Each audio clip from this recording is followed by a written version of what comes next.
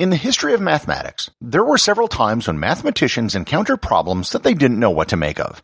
It wasn't a case of a problem with a very difficult solution, so much as it was a problem that didn't seem to make any sense.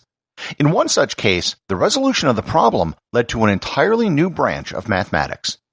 Learn more about imaginary numbers, aka complex numbers, on this episode of Everything Everywhere Daily.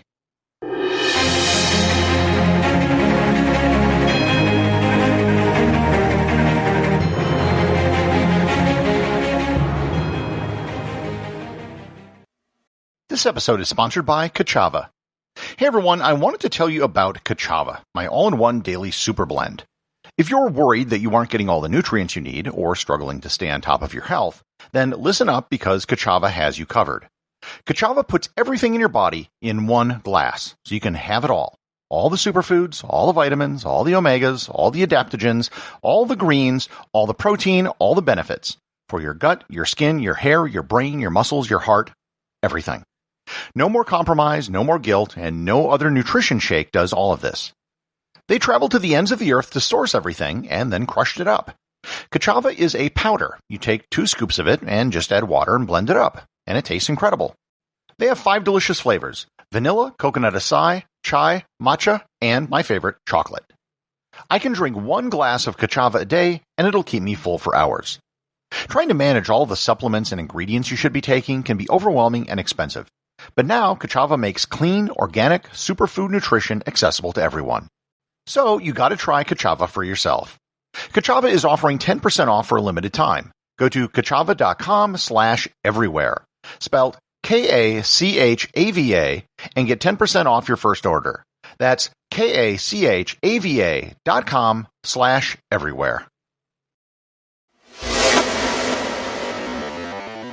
There are certain things in mathematics that go beyond the realm of hard problems. There's any number of these type which are given at elite mathematics competitions which are difficult to solve but solvable. Then there are other problems that are more philosophical in nature. Take, for example, dividing by zero. Most of you know that you can't divide by zero. When the number zero was created by ancient Indian mathematicians, they were able to create rules for using zero in normal mathematical operations. You could easily add, subtract, and multiply by zero. But when they tried to divide by zero, it didn't make any sense. Some of the first Indian mathematicians to encounter this problem said that dividing by zero equaled zero. Other mathematicians said that dividing a number by zero didn't change the number. Neither group, it turns out, was right. The answer is that you just can't divide by zero. It can't be done. It doesn't even make sense. Take, for example, 6 divided by 0. For this to make sense, there must be some number that you can multiply by 0 to make 6. The problem is that there is no number you can multiply by 0 to make 6, because any number multiplied by 0 is 0.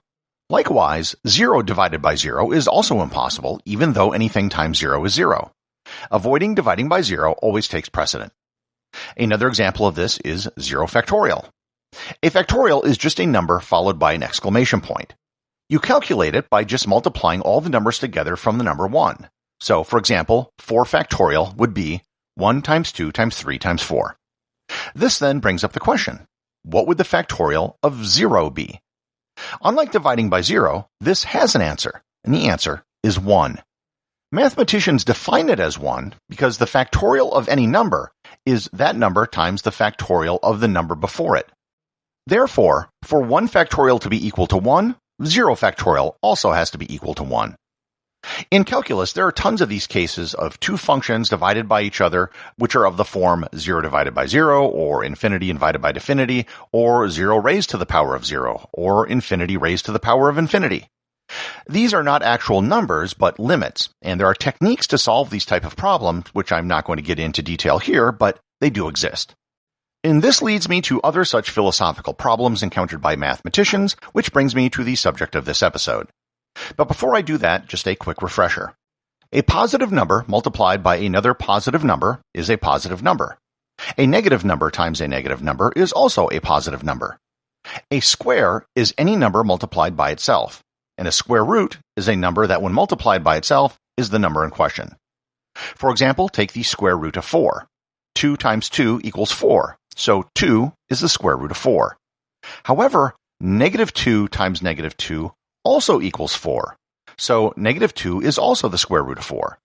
So the square root of a positive number will have two correct answers, a positive number and a negative number. And this then raises the interesting question, what happens if you take the square root of a negative number? Both positive and negative numbers, when multiplied by themselves, will be positive.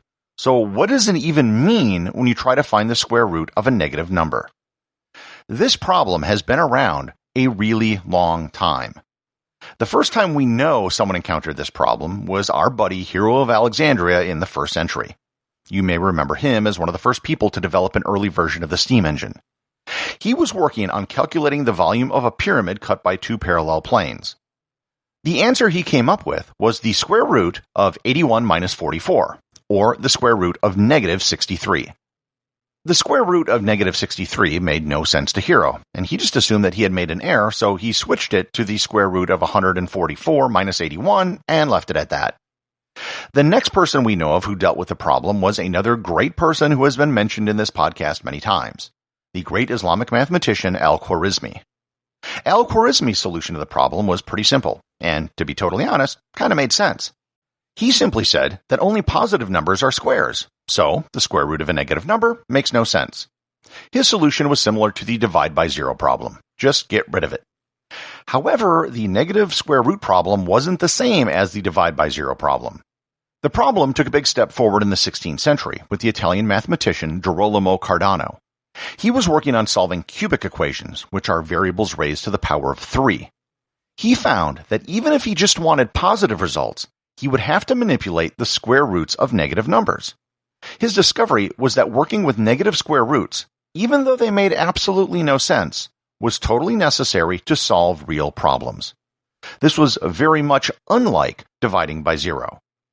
In 1637, the French philosopher and mathematician René Descartes coined the term imaginary numbers. The next huge breakthrough occurred in 1748 with one of the greatest mathematicians of all time, Leonhard Euler. He discovered a relationship between trigonometry functions and the exponential function. And the exponential function is just the number e raised to some variable. The relationship he discovered only works if you use the square root of a negative number. And he also created a convention which is still used today. He used the lowercase letter I to represent the square root of negative 1. In fact, his famous equation, known as Euler's equation, can be simplified to 1 plus e raised to the power of I times pi equals 0. It is one of the most elegant equations in all of mathematics, and it unifies all of the fundamental constants, e, I, pi, 1, and 0. While mathematicians had these imaginary numbers appear in equations that they were solving, there was a big problem. It was more of a metaphysical problem than it was a mathematical problem. The number I didn't exist anywhere on the number line. Yet, it clearly fit into mathematics, and the equations which used it worked. But what was it? A huge step towards clarifying this problem was made by the Danish mathematician Caspar Wessel in 1799. He expressed these imaginary numbers geometrically by thinking of numbers as a plane with two axes. The x-axis, the horizontal one, was the regular old number line. The y-axis, the vertical one, was the imaginary numbers. So going up from 0, you would have 1i, 2i, 3i, 4i, etc. And likewise, you could go down from there and have negative 1i, negative 2i, negative 3i, etc. You could then pick a point anywhere on that plane to create a number with a real part and an imaginary part.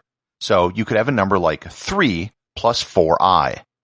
These sort of numbers, which were actually used as far back as Cardano, are known as complex numbers, and the plane is known as the complex plane.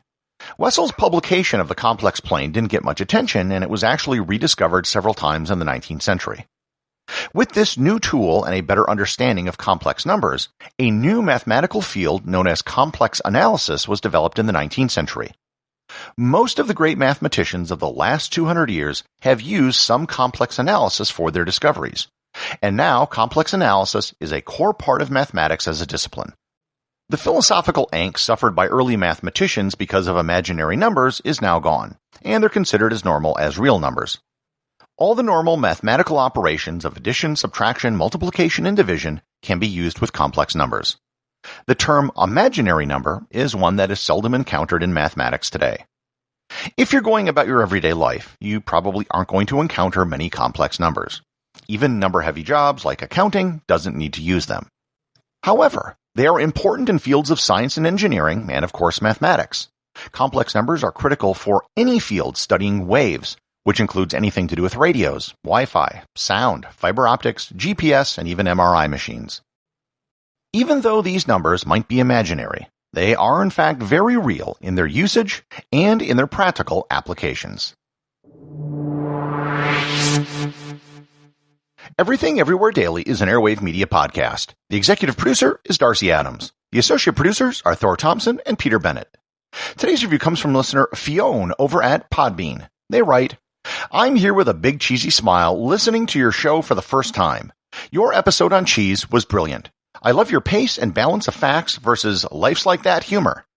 It's now marked for following, and I aim to pop in and listen each morning. Thank you." Well, thank you, Fiona. I always enjoy hearing from people who just discovered the show, and I'm glad you like the show, and I hope it becomes a regular part of your morning routine. Remember, if you leave me a review, a boostagram, or send me an email, you too can have it read on the show.